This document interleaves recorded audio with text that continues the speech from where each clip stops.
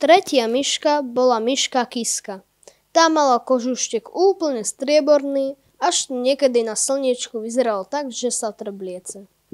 Bola naň tiež veľmi pyšná a celé dni trávila tým, že si kožuštek umývala, rozčesávala a pozorovala sa pri tom v studničke.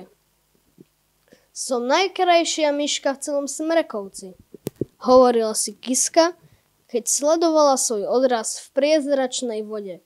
Potom väčšinou išla na čistinku, kde našla čerstvé kvetiny a ozdobila si nimi uška a chvostík.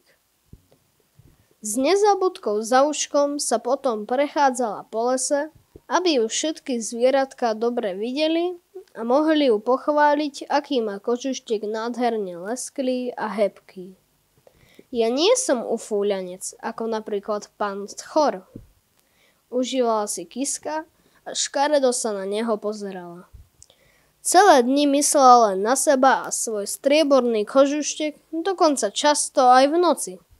Pri sviečke pred zrkadlom na seba robila grimasy a skúšala, ako na jej kožušteku tancujú a poskakujú tiene.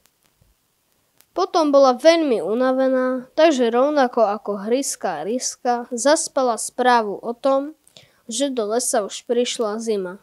A ako taká zima vyzerala, to si povieme zase zajtra.